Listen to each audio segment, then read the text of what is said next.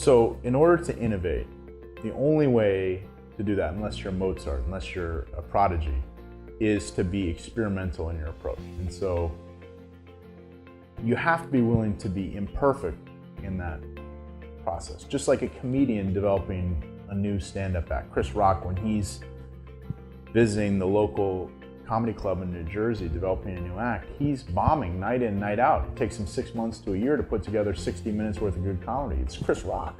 He tells people in the audience, don't bring your cameras out, but he's only bombing in front of 60 people.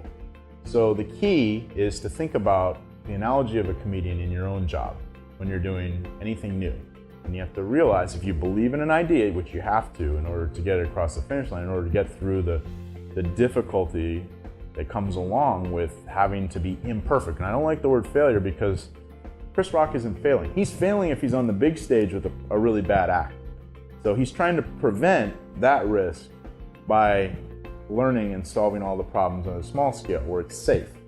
So think of it more like that than failure, because I think we've internalized this definition of failure as a culture and as a world that is anything that's not perfect. The mindset is anything that's not perfect, anything that will confront some amount of criticism shouldn't be done. And that is a mindset for not doing anything. That's a mindset for actually, when companies are that way, they get disrupted, right? So the corporate world has a response to this, and that is a company fails. Well, the government is vulnerable to the same exact problem unless it starts to shift the culture, and the Army's done this. The Army's the trailblazer on this, because during the Cold War, the Army could just have a set of what they call doctrine-approved solutions. They can just have a manual that they gave and taught soldiers at West Point all the way through. They said, if you were going to be driving a tank, you do this, this, and this. You learn that, and you just repeat, so that you're expert at that certain set of tasks. Well, now, in the Middle East, nobody can even predict what the problems are. So the Army did a huge study.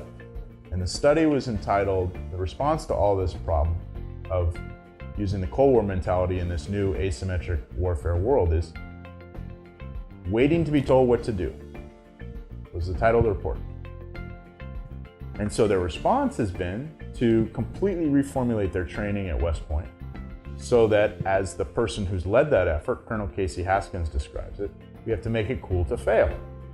That is, we have to make it cool to struggle through problems, right? I mean, this is, after all, what we're taught to do. When you're kids, when you're born, you learn something that's hot by touching something that's hot, and you learn through this series of what I call little bets of how to be a person in the world. And so we're wired this way.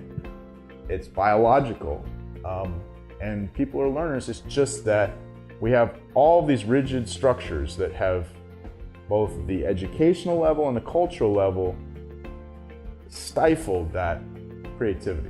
So it gets back to these fundamental issues of parenting and educating and setting up a culture from the top down that recognizes that this is actually killing a part of ourselves and our culture by being so focused on just the rational.